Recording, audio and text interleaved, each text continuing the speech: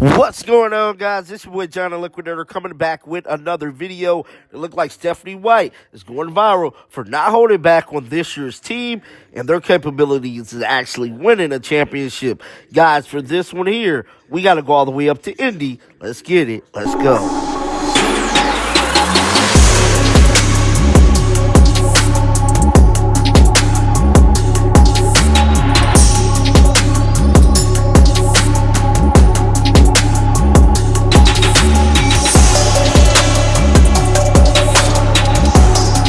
Indiana Fever front office did they thing this offseason, man, bringing in top-notch talent to help Caitlin Clark get over the hump, not just in the playoffs, but hopefully making it to the WNBA championship, bringing that trophy on back to Indiana. Now, today is media day for the Indiana Fever, and one person everybody was eagerly wanted to hear from was head coach Stephanie White. Now, Stephanie White pulled up standing on business because we know they're a couple of days away from the start of the season, and Stephanie White did not hold back on this year's roster and pretty much last year's excuses. Let's roll the footage. Original number 22 was on the roster. I might know who that was, yeah. Do you know how many points number 22 averaged a game in that original season?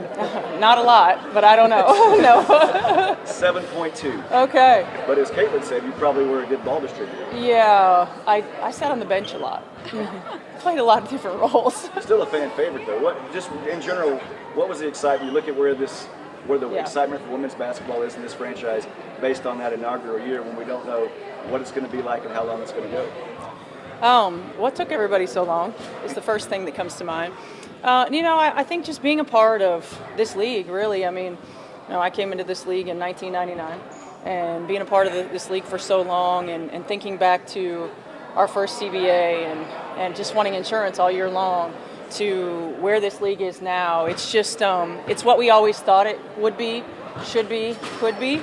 And I'm thankful that I'm just still a part of it. Coach, Amber has been very open to re-signing Kelsey Mitchell. Was one of the biggest focuses and one of the key points of the offseason. What has it been like to get on the court and start being able to coach a player like Kelsey? It's been so much fun. I mean, yeah, she's right. That was priority number one, right? And, certainly thinking about, I've been watching Kelsey Mitchell since she was a freshman in college, covered her games a lot with Big Ten Network, and have always not just admired her game and the way that she plays, but the way that she works. I remember watching her a ton, working out with her dad, and just the things that she was working on showed what type of worker she was. And for us as a staff to be able to utilize her natural God-given talent, her ability to just score the basketball and trying to put her in positions to do that in a lot easier way, I think is fun for us. And being on the floor with her, it's just, she's faster than she even seems when you're on the sideline, when you're seeing her every single day. She wants to be great. She's playing, with probably the most talented team she's ever been a part of, and so I'm just really thankful that she's still in a Fever jersey. What has been the impact for you of being back in Indiana? How hard have you been related to family and things like that? Just for instance, the other day I had lunch with a guy who covers some of your high school games. And Wasn't you? no, he's not here. He's not even in school. Oh, okay. He works for IU these days, but he told me He went to that side. He said, I remember some of the high school. It's been great. Yeah, I mean, it's been great. It's and I say it, and it sounds cliche, but it's really true. I mean, it's coming home. I grew up with a lot of these people that are in this building. I watched people grow up that are in this building, right? I mean, it's such a family feel with this organization, with basketball in the state of Indiana. It is coming home, and there's a certain peace that comes with that. Just as there's a certain comfort level that comes with that. But at the end of the day, we also know that we have a job to do, right? And so it's great to be back and to be familiar and to be a part of this franchise that's such a fabric of my DNA. But now that's over. We've started, and now it's time to play basketball. Steph, a lot's rightfully been made of the championship additions to this team, the winners and the people who have been there. And this group has been outstanding in that, and they just raise the intensity level. I mean, we have a core group that's pretty intense in general, but when you have players like DB and Tosh and Sid and Sophie that come in and just demand excellence daily, it just takes it to another level. This is the highest expectations the Beaver have had in a long time.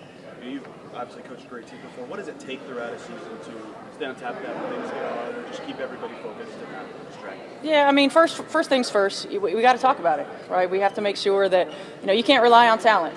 We've seen it throughout the course of professional sports. Like, talent enough isn't good enough, right?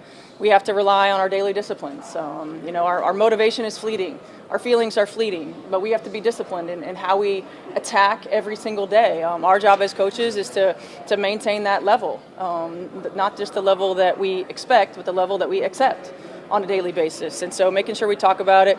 It also takes a little bit of luck, right? Like when we're trying to accomplish the things that you want to accomplish, a lot of things have to align. We got to put it together quickly. That's our job, to put it together quickly. We have to stay healthy.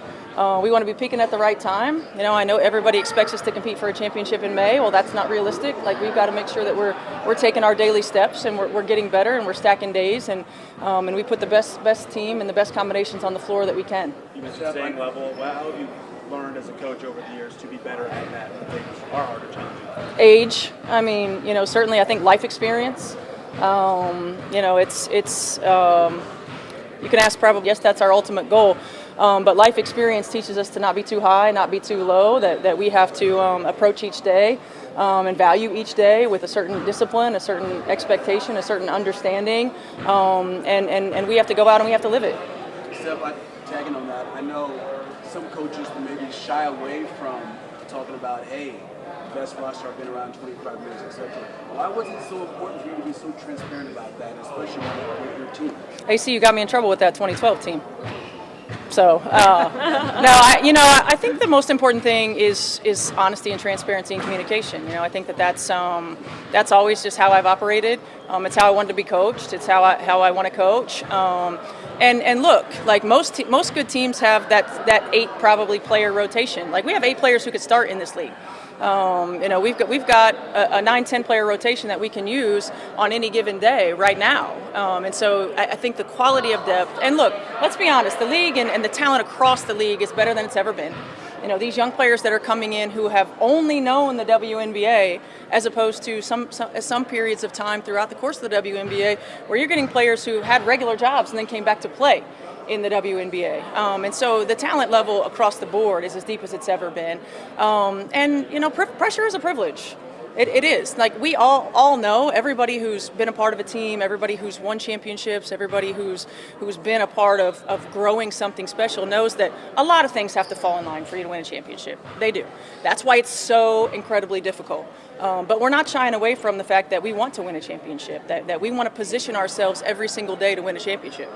How did you land on unity as your opening message? What's up? How did you land on unity as your opening message? Well, because we have the deepest team probably that I've ever been a part of, it takes everybody, and it takes sacrifice. There are players who probably should be in rotation that might not be at times. There are players who probably should be playing more minutes that won't be at times. There are players who have open shots that pass up the shot to get the best shot on the floor. Everybody's going to have to sacrifice at some point for us to be as good as we can be. And so if you talk to people who have won championships, they talk about being stars in your role. They talk about playing outside of position. They talk about not being in rotation, right? And we have players on our team that have won championships that have done just that. They haven't been the superstars. They haven't been the one that's been asked to score all the points, right, or to make all the assists. They've been asked to be role players and stars in their role, sometimes not playing to having to be thrown out into the fire and staying ready. And that's what it's going to take. So we have to be unified. We have to be together in everything that we do. We have to sacrifice for the Indiana Fever. We didn't ask you the first day. Any injuries of concern here on the first No, day? thank God, Scotty. Yep. Thank you, Steph. All good. Thank you. Thank you. We're just going to swap Sophie and Lexi, so Lexi's going to go down. Shake